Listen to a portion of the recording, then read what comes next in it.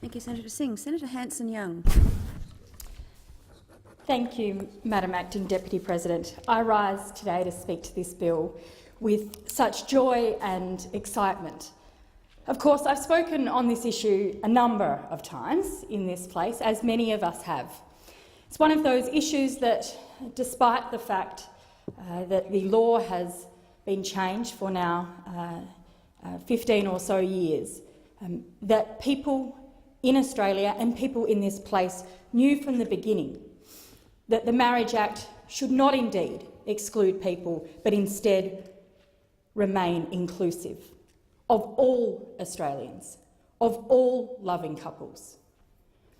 And look how far we have come.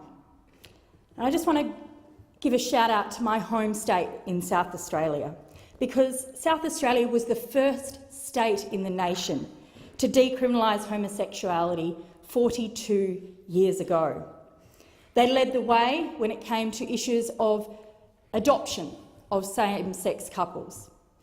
And as states right around the country followed suit, we saw and heard a grumbling from here in Canberra, when the Conservatives here in Canberra, led by the former Prime Minister John Howard, decided to stand up and block this progress towards equality, and, Madam Acting Deputy President, to outlaw love. In 2004, when the former Prime Minister John Howard, his government, pushed through legislation in this place to insert the words man and woman into the Marriage Act, it was the stamp of ugliness on something that is meant to be about love, about commitment,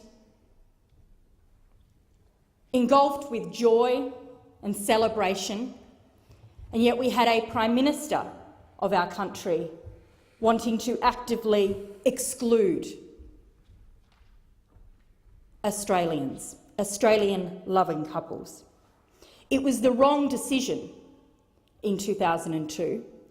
And listening to the speeches in this place over the last few days of debate, it is heartening to hear that even some people in this place who voted with that amendment in 2004 have now come to the realisation that it was the wrong thing to do.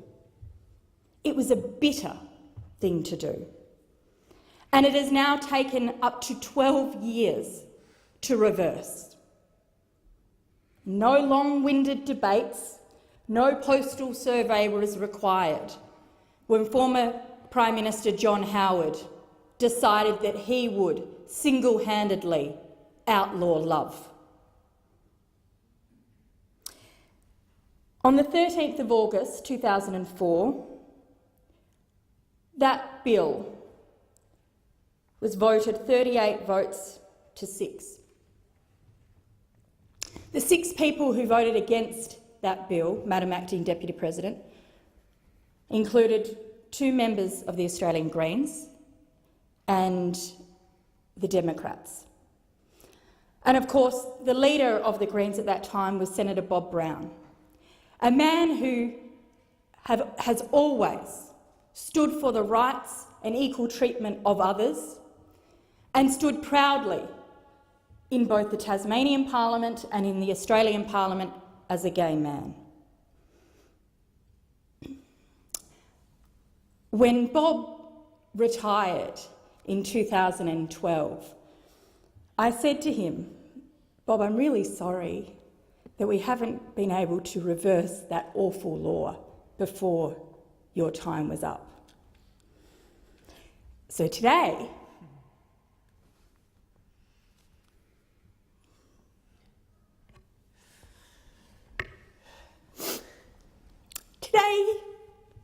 I stand here with my Greens colleagues, finishing the job that Bob Brown started. Boy, this parliament has come such a long way. 20 bills in this parliament have been introduced to reverse this awful law. 7 of them in embarrassingly so in my name, in June 2013 was a turning point in this place. It was on that day, in June 2013 when the former Senator, Sue Boyce, a member of the Liberal Party from Queensland, decided to do what was right and be the first Liberal in this place to cross the floor. I hope today, and when we finally vote on this bill, that Sue is very proud of what she did, because it was an important break in the rhetoric of the debate in this place and the other, that reform couldn't happen. Well, it can, it must, and it is. We now have this bill before us being introduced by Senator Dean Smith, which is a fantastic demonstration of progress and how fighting for what is right eventually will win. Millions of Australians have fought for this reform to happen. Inquiries after inquiries, protesting on the streets, meeting with members of Parliament, lobbying in their workplaces, and voting yes. It is now time for the Senate to do our job and to get this done. And without the mudding of the waters from those who have always been opposed to equal love. The growth of the movement has been so strong and so profound. Activists gathering in pubs, meeting in community centres, organising amongst their friends, to cities and airports being lit up with lights. But why is this so important? It's because discrimination to some demeans us all. Because equality is a symbol of a fair, caring and progressive society. Because people know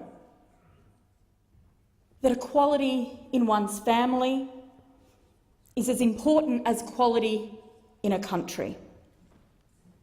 Because we all have members of our families, our friends and our workplaces who deserve to be treated equally. Equally under the law and in the eyes of society. Some may say that marriage is simply symbolic and that doesn't matter. Well, they've missed the point. Marriage is one of the most important symbols of our society. When two people, under law, agree that they will look after each other, they will be committed to each other, and they ask their friends and their family and their nation to back them and help them in doing that, that is the strongest commitment to another person that one can make. I grew up in a small country town, 1,200 people, so difference sticks out like a sore thumb. Everyone knew everyone else's business. In my small high school, one of my best friends was gay. And he struggled for a long time.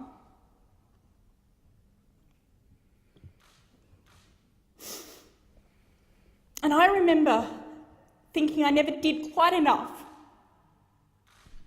to have his back. He was one of my bestest friends and we hung out. Every now and again I'd tell people to bugger off when they tried to pick on him. I didn't quite feel like it was enough. It was just, well, that's the way you are, so that's the way people are going to treat you. Young people in Australia deserve better than that. The yes vote that occurred 2 weeks ago is so important for sending a message to these young people just like Jonathan, right around the country. It's not good enough that you're just treated differently.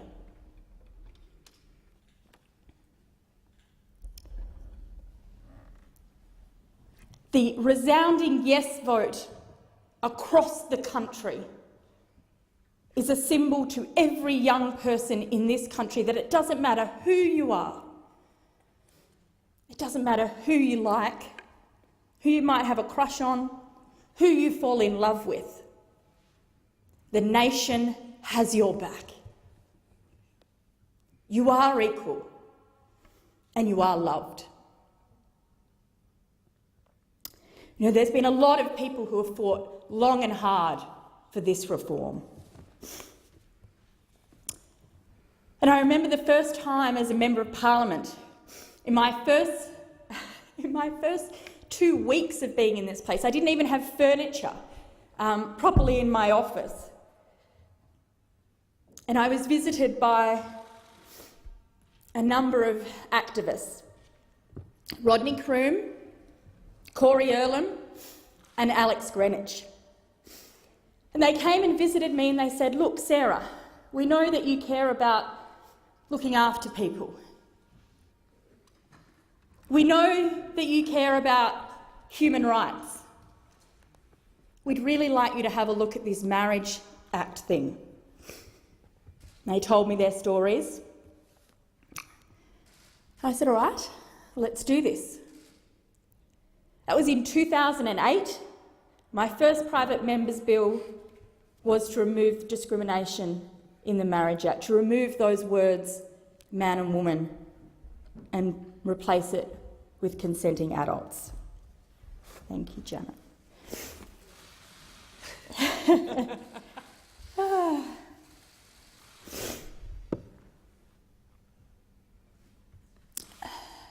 I want to pay tribute in particular to Alex. Alex opened my eyes to the fact that this reform, as much as it made sense to me, was not inevitable. That we would have to fight for this. That we would have to come together and fight to have it changed. And we made a promise to each other that we wouldn't give up until we'd won. Thank you for being here today, Alex. It's his birthday tomorrow, so I'm hoping that we could have a vote on the second reader for a birthday present for him. This reform would not have happened if it wasn't for people who so tirelessly have fought and put their own lives on hold for this reform, like Alex Greenwich. The movement is lucky to have your leadership, Alex. And the people of Sydney are very lucky to have you as their local member. I'm sure they're looking forward to having you back a bit more after this debate and campaign is over. And I'm very lucky to have you as my friend.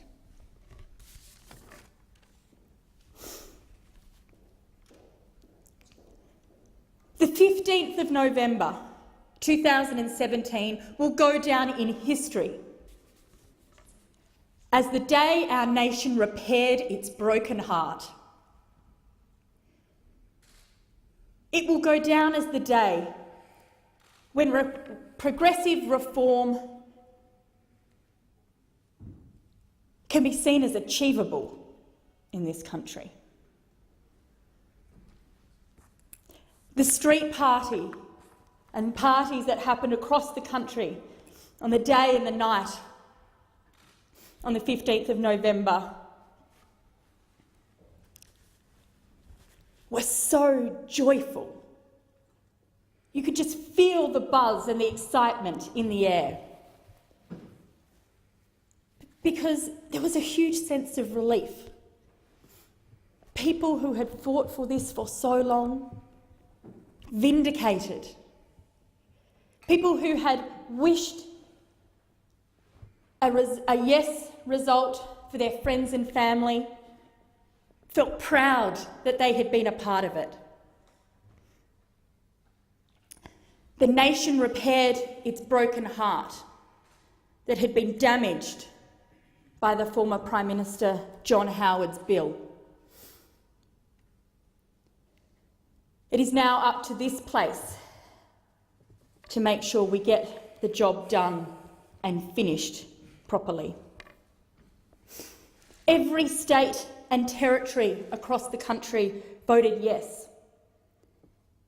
133 electorates were overwhelming yes. There has never been a greater political mandate in this country than there is today for marriage equality. And yet still, unfortunately, we have a handful of ultra-conservative right-wing MPs and senators trying to spoil the celebration and ignore the will of the people. Well, it is to their downfall and their peril if they try to disrupt this progress now.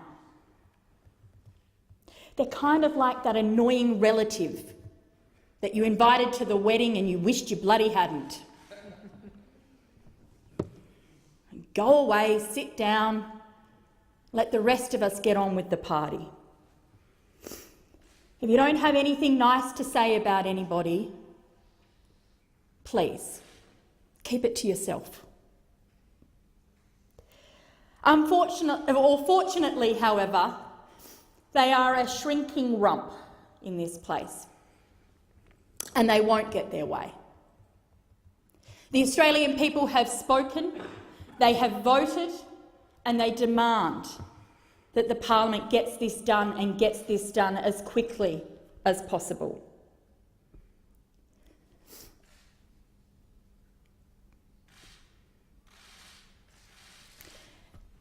So many people have fought long and hard for this. Bob Brown, former leader of the Australian Greens, Christine Milne, former leader of the Australian Greens, Janet Rice, my colleague here in the chamber today, speaks passionately about how this impacts on her in a very direct and personal way. And I'm so proud, Janet, that we're going to be able to do this with you and for you and Penny. Nick McKim, former leader of the Tasmanian Greens, fought extremely hard in Tasmania over these issues and must be very chuffed with the results in Tasmania. Former Senator Robert Sims, he wasn't here for long, but when he was here, he had fire in his belly for this issue. I want to acknowledge Senator Simon Birmingham. You've always been on the right side of history on this issue.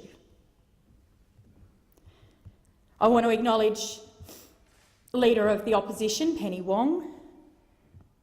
This must have been an awful battle to have to weather. And kudos to your grace and determination. We will get this done. We will stare down the haters. The Australian people have had their say and they want marriage equality delivered this year. No buts, no ifs, no excuses. Because as I said, discrimination against some demeans us all. And above all else, love is love and love matters more than anything else in the world. Thank you, Senator Hanson-Young. Senator Duniam.